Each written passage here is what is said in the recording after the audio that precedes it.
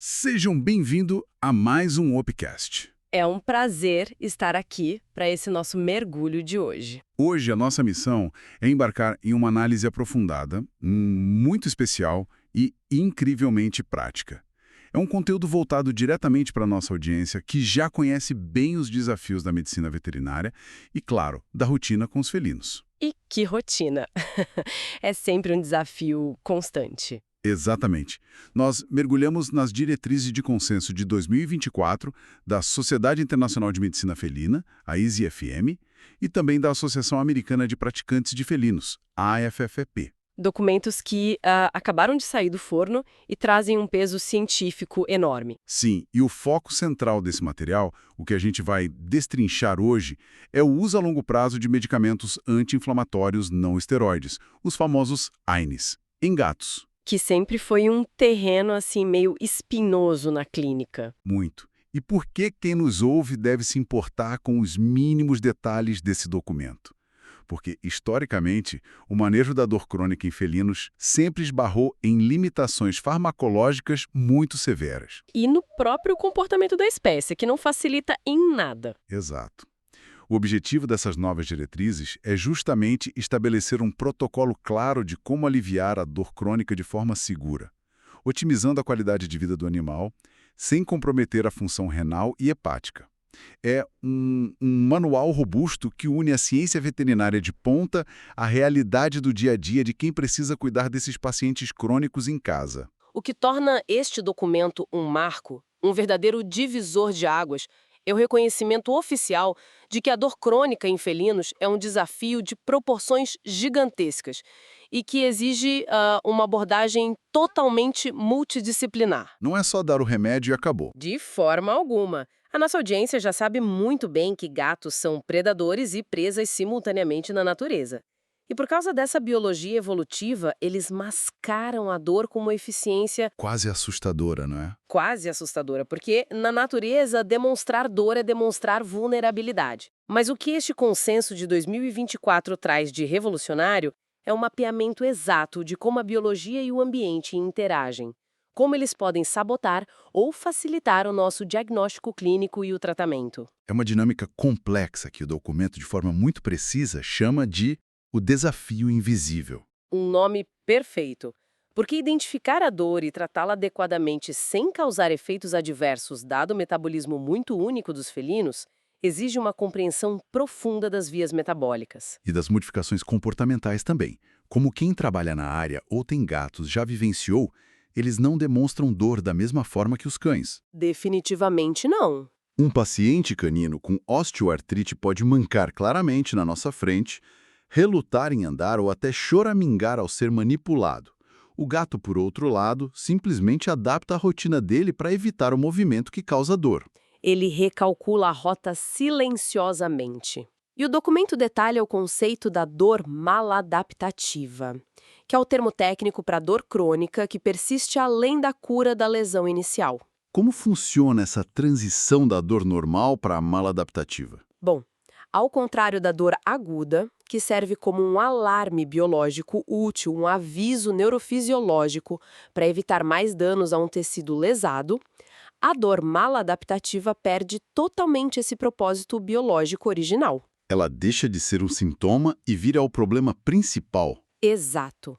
Ela altera a plasticidade do sistema nervoso central e periférico, tornando-se uma patologia por si só. As vias neurais ficam cronicamente hipersensibilizadas. E o consenso traz exemplos muito prevalentes na clínica felina para ilustrar isso. Sim, como a osteoartrite, ou a doença articular degenerativa, a DAD, que afeta silenciosamente uma porcentagem enorme da população felina geriátrica. Além das doenças dentárias severas, como a gengivite avançada ou a periodontite crônica, o material destaca muito as dores neuropáticas. O documento cita, por exemplo, a síndrome da dor orofacial felina. Que é uma condição neurológica terrível. Sim, é uma síndrome onde o gato esfrega o rosto e a boca freneticamente com as patas, ou apresenta aqueles movimentos mastigatórios exagerados e vocaliza, reagindo a uma dor fantasma muito intensa. E geralmente isso é desencadeado por um problema dentário prévio ou até por estresse ambiental.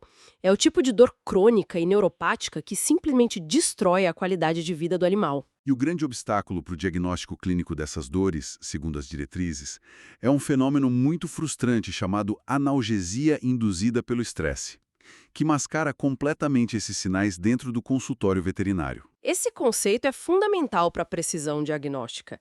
Vamos pensar no cenário. Quando o gato é colocado na caixa de transporte, enfrenta a viagem de carro e chega ao ambiente clínico com cheiros diferentes, sons não familiares, cães latindo, O nível de estresse dispara. vai nas alturas. O eixo hipotálamo-pituitária-adrenal é ativado massivamente. Isso libera catecolaminas e endorfinas que literalmente bloqueiam a percepção e a demonstração da dor temporariamente. É um instinto de sobrevivência puro ativado ali na mesa de exame. Exato. Então, no momento do exame ortopédico, um paciente com doença articular degenerativa severa nos cotovelos ou no quadril, ele pode pular da mesa de exame para o chão de forma aparentemente fluida. E o veterinário olha e pensa que está tudo bem. Sim, porque o gato não demonstra a claudicação ou a hesitação que ele apresenta todos os dias em casa. O estresse atua como um analgésico potente, porém invisível e enganoso. Isso inviabiliza uma avaliação motora realista no consultório.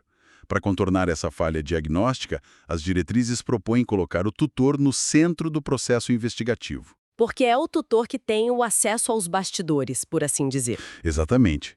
Como o felino só exibe a sua biomecânica real quando está relaxado no próprio território, a recomendação clínica primária é solicitar que quem cuida grave vídeos curtos, de 20 a 30 segundos, do animal no ambiente doméstico. E não é qualquer vídeo do gato dormindo. O foco deve ser em momentos de transição de movimento. Isso, o gato pulando para alcançar um móvel alto, a forma como ele aterrissa no chão, ou aquela hesitação antes de subir ou descer escadas. E para não depender apenas da interpretação subjetiva desses vídeos, porque às vezes é difícil interpretar, o documento enfatiza o uso de ferramentas clinimétricas validadas cientificamente. Eles mencionam questionários bem específicos, certo? Sim, temos o Feline MPESI, que é o instrumento de Montreal para avaliação da dor em gatos, e o FMPI, o Índice de Dor Músculo-Esquelética Felina. E a genialidade dessas ferramentas é que elas não perguntam simplesmente se o gato está com dor. Porque a resposta na maioria das vezes seria não sei, já que eles escondem. Exato. Elas investigam alterações muito sutis na rotina.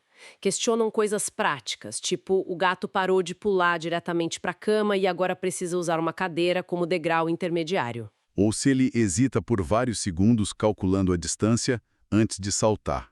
Perfeito. Esses formulários quantificam a observação caseira, transformam o comportamento empírico em dados clínicos rastreáveis. Ok, vamos desempacotar isso, Hugo. Vamos lá. Uma vez que o diagnóstico de dor maladaptativa é confirmado através da combinação do exame clínico, dos vídeos caseiros e desses questionários estruturados, nós entramos no território farmacológico. As diretrizes detalham extensivamente a cascata do ácido araquidônico para explicar a ação dos anti-inflamatórios não esteroides. Que é o mecanismo central de como esses remédios funcionam. Pelo que o material apresenta, a chave do sucesso e da segurança está na inibição seletiva das enzimas ciclooxigenases, as famosas COX. A compreensão dessa via é o que dita a segurança da prescrição na medicina felina. A cascata do ácido araquidônico é ativada quando há dano celular. Temos aí a enzima COX-1, que é constitutiva. O que significa que ela está trabalhando o tempo todo, certo? Isso, mantendo a homeostase basal. Ela produz as prostaglandinas que garantem a integridade da barreira mucosa do estômago e regulam o fluxo sanguíneo essencial para os néfrons nos rins. O documento ilustra isso de uma forma muito didática. Podemos pensar na COX-1 como a mocinha fisiológica. E a COX-2 como a vilã inflamatória. A COX-2 é majoritariamente induzida no local da lesão tecidual, sendo a principal responsável pela síntese das prostaglandinas que causam inflamação, febre e hiperalgesia. A COX-2 também tem papéis fisiológicos menores. Mas em termos de desenvolvimento de drogas, a busca sempre foi por inibidores preferenciais da COX-2. Justamente para suprimir a inflamação e a dor, poupando o trato gastrointestinal e a perfusão renal. Mas o que as diretrizes apontam como o maior entrave biológico para a aplicação indiscriminada de AINES não é apenas a seletividade da COX, e sim o complexo e muito limitante metabolismo hepático dos felinos. O metabolismo que a gente brinca que é quase alienígena. É verdade.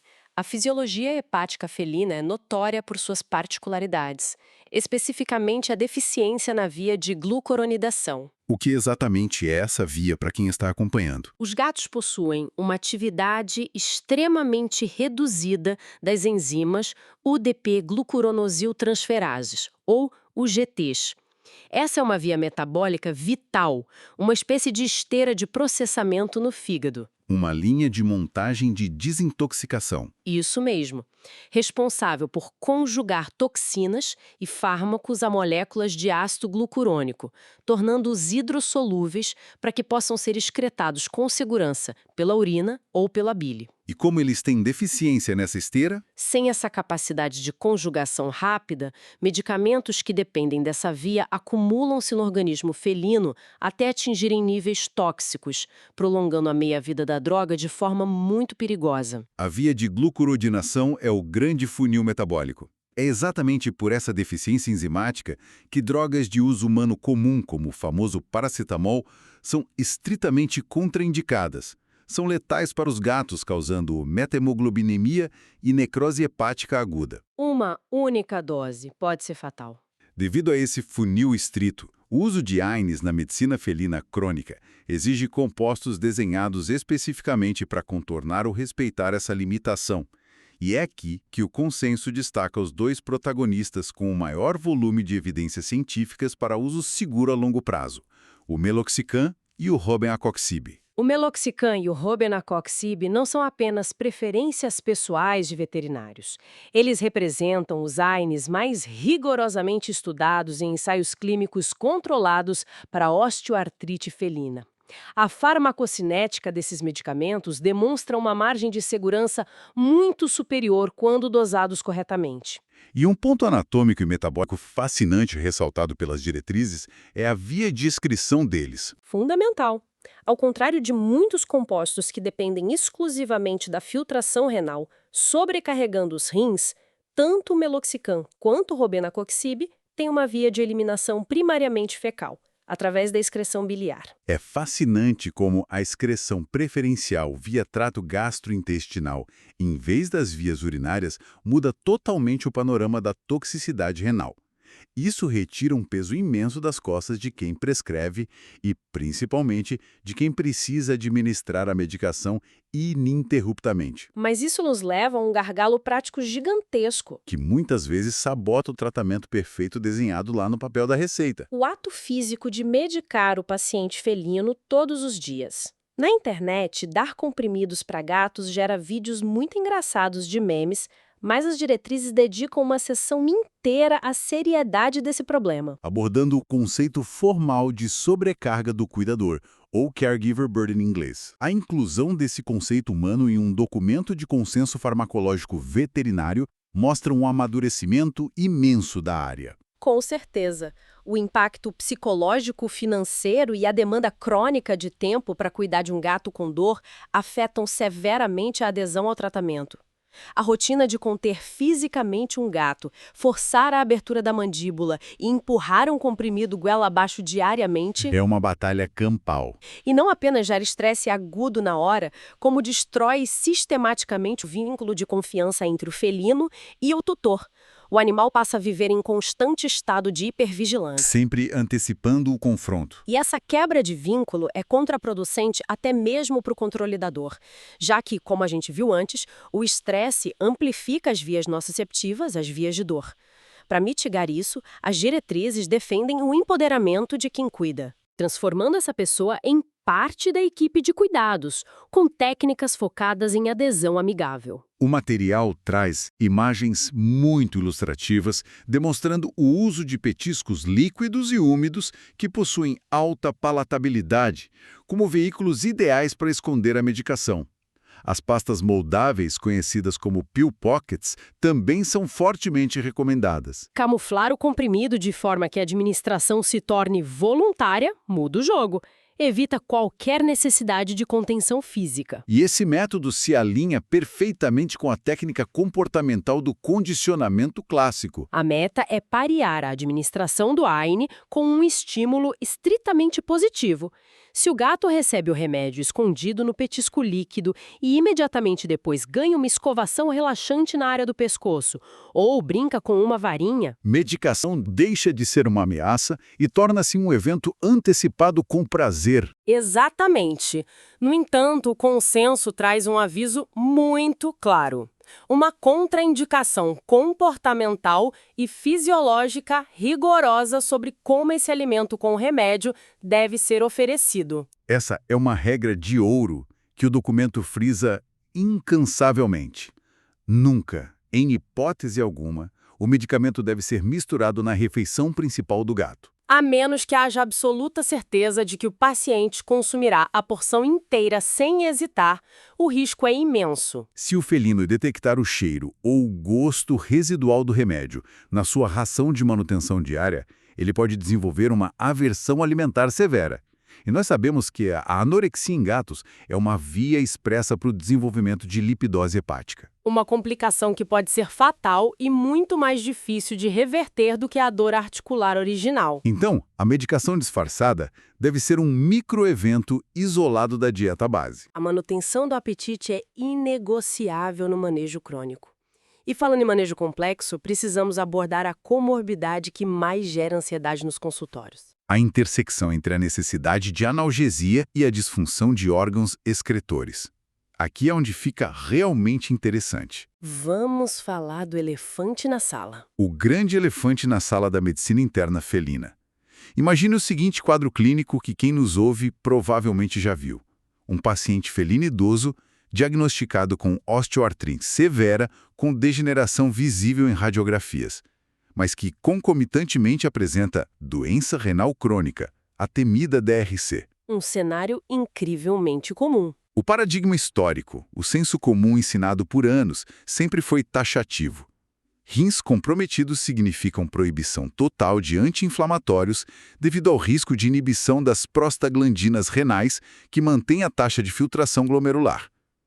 Como o novo consenso desconstrói esse dilema? As novas diretrizes trazem uma mudança de paradigma enorme, embasada em evidências longitudinais recentes.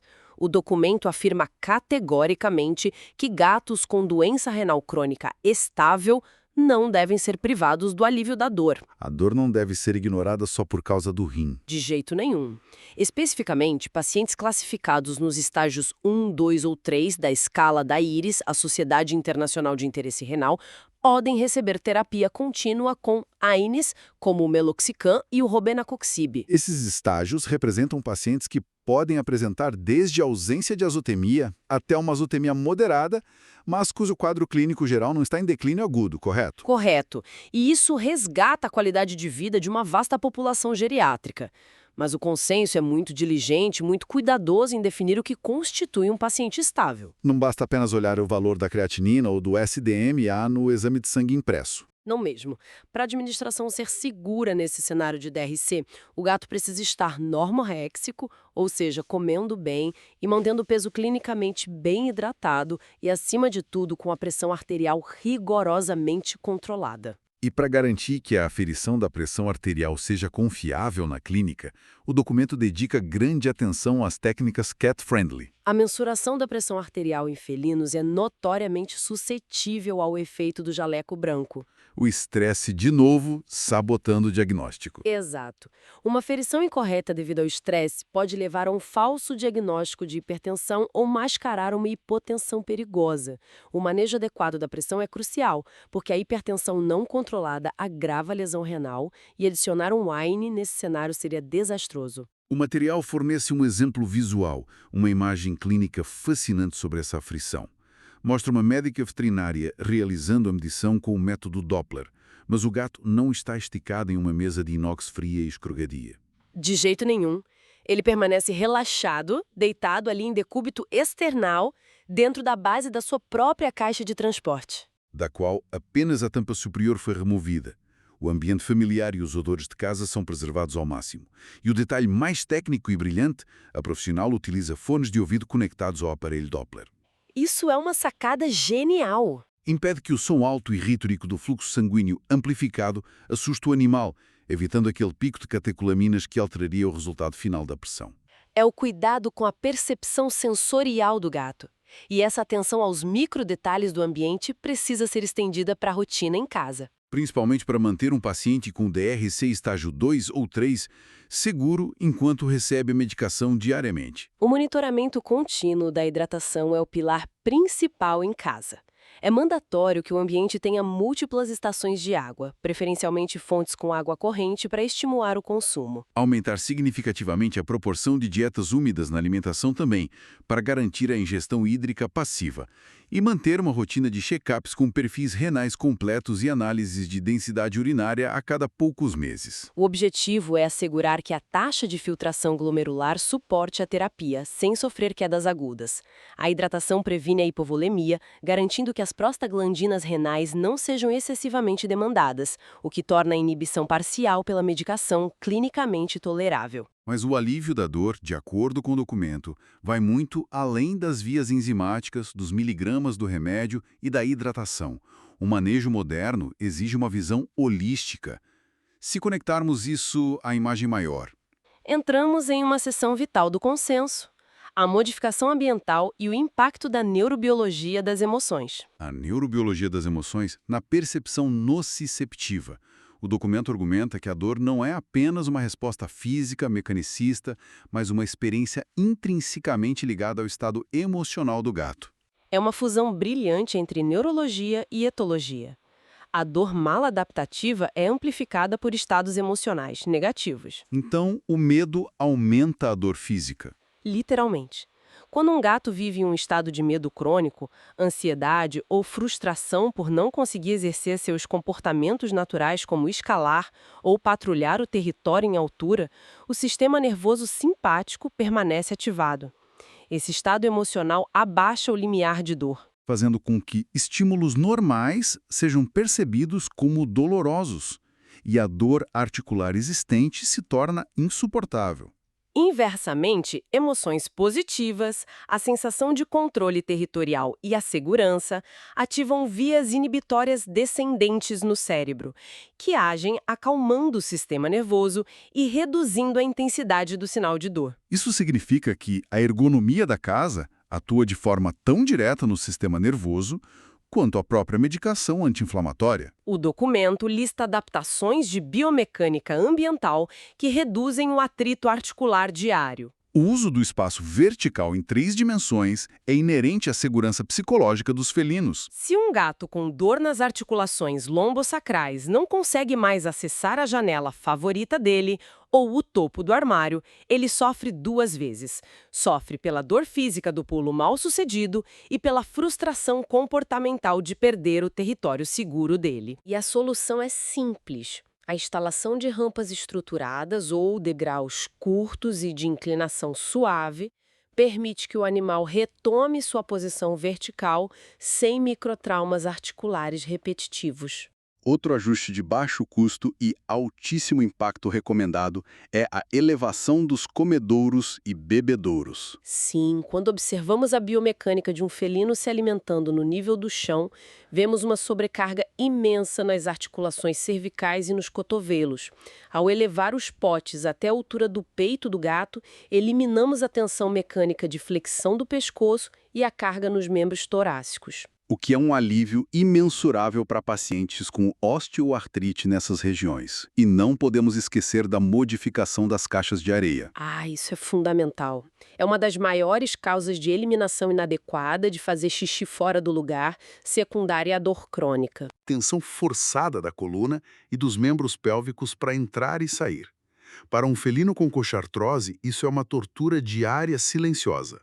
As diretrizes recomendam caixas de dimensões generosas para permitir que o animal gire lá dentro sem compressão espinhal e com pelo menos uma lateral com borda de acesso extremamente baixa. Adicionalmente, forrar os pisos lisos da casa com tapetes emborrachados ou passadeiras antiderapantes impede o escorregamento dos coxins, evitando lesões agudas nos tecidos moles e o estresse da instabilidade postural constante. E por fim, há a questão da higiene, do grooming. Gatos em dor crônica frequentemente deixam de realizar a autolimpeza, certo? Sim, especialmente nas regiões lombares e nos flancos, porque a torção da coluna gera picos de dor. O pelame desenvolve tricomas, os nós, que puxam a pele e causam ainda mais desconforto tátil contínuo. E a pele dos gatos é extremamente sensível. Nesses casos, a intervenção humana precisa assumir essa escovação de forma gentil, usando escovas de cerdas macias. Além de resolver o problema dermatológico mecânico, a escovação tátil suave libera a ocitocina. Reforçando o vínculo afetivo e promovendo aquela analgesia emocional sobre a qual falamos agora há pouco. Tudo isso, em conjunto, permite que a dose do medicamento seja ajustada e mantida na mínima quantidade eficaz. É impressionante como a farmacologia e a etologia precisam trabalhar em sincronia perfeita. Analisando todo esse extenso material de 2024, fica claro que o manejo da dor crônica felina não se resume a abrir um frasco de remédio e torcer pelo melhor. É uma orquestração clínica contínua. Exatamente. Envolve o diagnóstico perspicaz, baseado na observação guiada em casa através dos formulários, superando aquela analgesia induzida pelo estresse na clínica. Envolve o uso estratégico de AINES seletivos, respeitando o limite da via de glucuronidação do fígado felino e garantindo a excreção segura sem comprometer os néfrons, mesmo na presença de doença renal crônica estável. E, de forma crucial, exige essa reengenharia do ambiente domiciliar, com rampas, caixas acessíveis e potes elevados, não apenas para o conforto mecânico, mas para promover o bem-estar neurológico e emocional. É a verdadeira medicina felina focada no paciente como todo. Essa é uma síntese precisa da sofisticação dessas diretrizes. E antes de encerrarmos, trazendo toda essa evidência para um nível de reflexão ainda maior, este documento nos instiga a um questionamento profundo que transcende a própria medicina veterinária. Um pensamento provocativo para quem nos ouve refletir. Sabemos agora, com comprovação clínica, que a percepção da dor física nos gatos flutua drasticamente com base no nível de estresse, no peso emocional percebido no ambiente e na segurança que o território proporciona. Fica muito evidente. Se a arquitetura de uma casa e a previsibilidade tranquila de uma rotina podem agir quase como um analgésico invisível e potente para os felinos, alterando fisicamente as suas vias de dor, até que ponto a nossa própria percepção de dor física, de tensão ou de exaustão crônica não é diretamente amplificada pelos ambientes estressantes, caóticos e de alta demanda que nós mesmos habitamos todos os dias? É uma reflexão poderosa. Será que, assim como os nossos pacientes felinos, nós também não precisamos construir as nossas próprias rampas de acesso emocionais e modificar os ambientes que habitamos para reduzir a carga sobre os nossos próprios sistemas nervosos? Fica a reflexão sobre o impacto do ambiente em todas as espécies e como podemos cuidar melhor, não só dos animais, mas também de nós mesmos. Agradecemos imensamente a companhia de todos que nos acompanharam nesta análise de hoje. Fica aqui o nosso convite muito especial. Não deixem de ouvir os outros podcasts da Hope para mais descobertas fascinantes. Até a próxima.